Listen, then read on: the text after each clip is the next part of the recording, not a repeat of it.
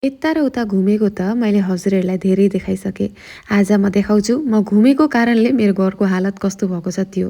यहाँ हेर्नु न, मेरो घरमा चाहिँ अहिले माटो हलाइ हुँदैछ। के कारणले हलाइ हुँदैछ, कहाँ हलाइ हुँदैछ म तपाईँहरूलाई सबै देखाउने छु। पुराणमा थिए चाहिँ दादाहरू सिधै आएर मेरो टापहरू सबै यताउता पारिदिएर माटो हाल्न थालिसक्नु भएको रहेछ। एकखेप त रिस पनि उठेको थियो, किनकि मेरो फुलको टाप कसैले छुइदियो भने त्यो चाहिँ मलाई हजमै हुँदैन। हात लगाइदिएको मनै पर्दैन। त्यही र बिहान छिट्टै उठेकी छु, यी सबै कामहरू फटाफट गरेर अनि पुराणमा जान्छु भनेर। साथैमा आज चाहिँ मेरो घरमा कोही स्पेसियल गेस्टहरू आउनुहुँदैछ। उहाँहरूको कारण मैले केही मगाएको थिएँ भाइलाई। अब केही चाहियो भने कि त भाइ कि त डेडी, दुईजनामा एकजनाले त मगाउँछु। आज चाहिँ मैले मेरो घरमा खाना खान कसैलाई इन्भाइट गरेकी छु, उहाँहरू आउनुहुँदैछ। फर्स्टमा त आफू खाएर जान्छु भागवत पुराण, अलिकति भए पनि कथा सुनेर आउँछु, अनि त्यसको पछि उहाँहरूको लागि खाना बनाउँछु। अहिले चाहिँ म यहाँ रेडी भइसकेकी छु। आज चाहिँ साडी मैले आफै लगाएकी छु। फर्स्ट टाइम होला काहीँ जाँदा आफै साडी लगाएको। झर्नाले आएर आँचलहरू मिलाइदिएर अब चाहिँ हामी पनि हिँड्न आँटिसकेका छौँ घरदेखिबाट। हातमा आफूले रोपेको फुलहरू पनि लिएर हिँडेकी छु। चढाउन कति खुसी लाग्छ नभन्नु न।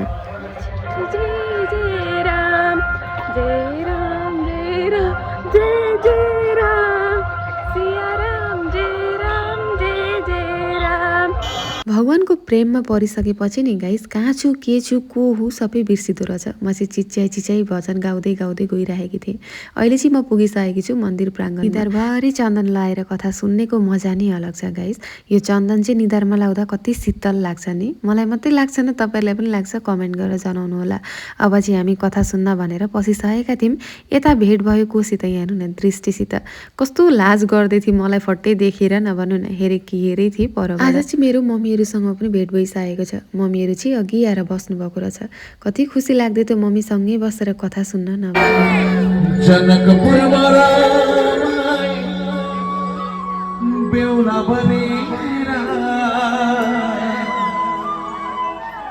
जाऊ जाऊ सखी पर्सिनलाई फुल लिएर।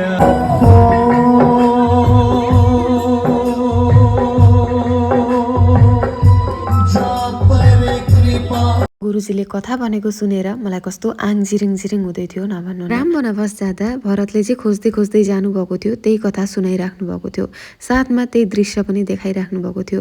त्यही कारणले नै होला मेरो आङ झिरिङ झिरिङ भयो।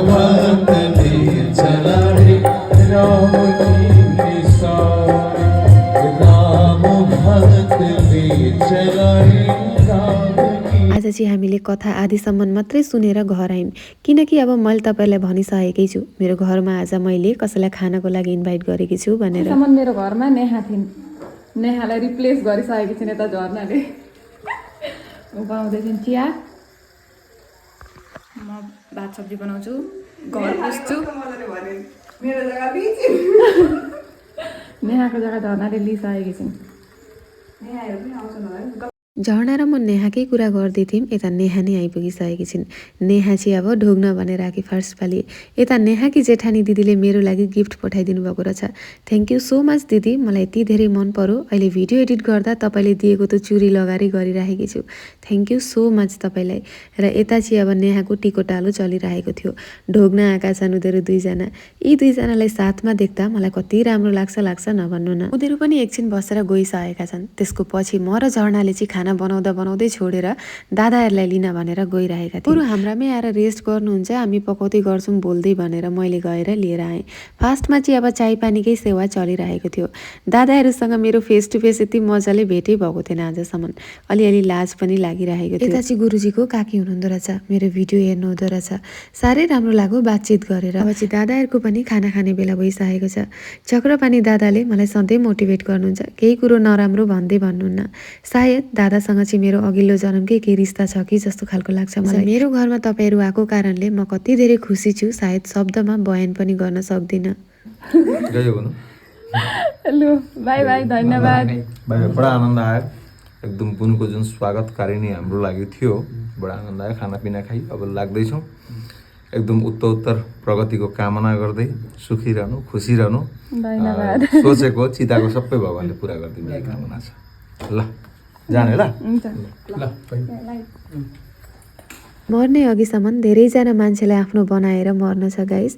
दादाहरू पनि गइसक्नुभयो, हामी पनि यता खाना खान बसिसकेका छौँ, किनकि हामी पनि त जान्छौँ दादाको भजन सुन्न राति।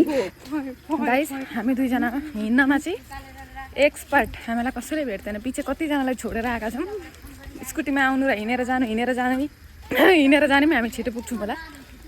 पुग्न आँटिसकेका छौँ मन्दिर प्राङ्गणमा, हेर्दै जानु होला। अब चाहिँ हामी पनि पुगिसकेका छौँ हाम्रो कैलाश पर्वतमा।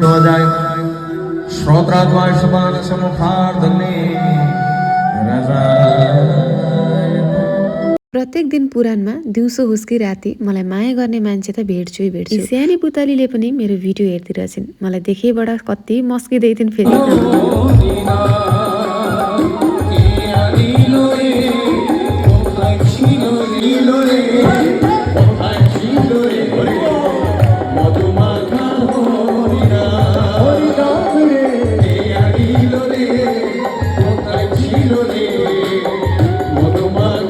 सँगसँगै गाउने सुन्नुपर्छ। जगन्नाथ चक्का जगन्नाथ चक्का सबैले जगन्नाथ चक्का नीलाचल वाले तू न संभाले तो हमें कौन संभाले।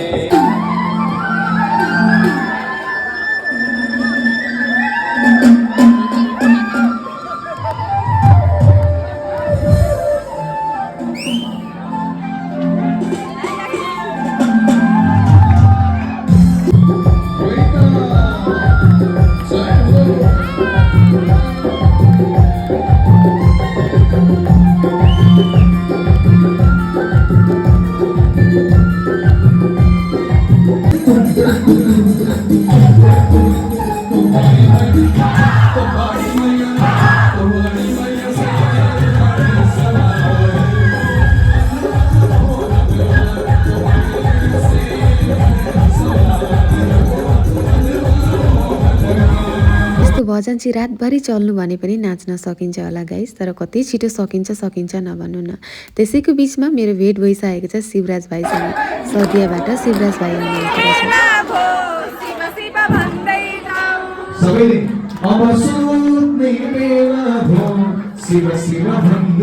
यी पुतली पनि मेरो भिडियो हेर्छिन् अरे, तर मलाई देखेपछि कति शरम गर्दै थिइन् नभन्नु न। म फेरि यस्तालाई जिस्काएर कति राम्रो पाउँछु के भन्नु र। पुराणदेखि घर र बिहान उज्यालो भएदेखि मेरो सुरु भएको कर्म। आजकल राति 12-1 बज्छ सुत्दा, अहिले त अब 11 बज्न आँटिसकेको छ। अब मेन काम हो फ्रेस भएर भिडियो एडिट गर्ने, ब्लगहरू एडिट गर्ने, रिलहरू एडिट गर्ने, फोटोहरू भोलिको लागि रेडी गर्ने, ती सबै काम। र 12 बजी सुतेर आजकल बिहान सधैँ म यति ढिलो उठ्ने भएकी छु नभन्नु न। भिडियो एडिट गर्नको लागि भए पनि म आजकल ढिलो सुत्छु। प्रायोरिटी दिनुपर्छ आफूले गर्दै गरेको कामलाई सधैँ फर्स्ट प्रायोरिटी दिनुपर्छ, अनि मात्रै अघि बढिन्छ। र आज त म बिजी छु, आज त यस्तो छु भनेर हुँदैन। त्यही हो गाइस। हुन्छ guys, by by. Thank you so much. हजुरहरूले मलाई यति धेरै माया दिनुहुँदैछ त्यसको लागि, र सबैजनालाई धेरै माया मेरो तर्फबाट। र सधैँ 1 न 2 जना भए पनि मलाई माया गर्ने मान्छेहरूसँग भेट हुँदैछ, यति खुसी लाग्छ तपाईँहरूसँग भेट गरेर। थ्याङ्क यू सो मच त्यसको लागि पनि। हुन्छ गाइस, बाई बाई। भेट्ने छु अर्को एउटा नयाँ भिडियोमा। यो अब आउने 1-2 दिनमा म कतै जानेछु, कहाँ जान्छु त्यो त तपाईँहरूले थाहा पाइहाल्नुहुन्छ। र सबैजनासँग फेरि पनि भेट हुनेछ। Bye bye guys, I love you all, by.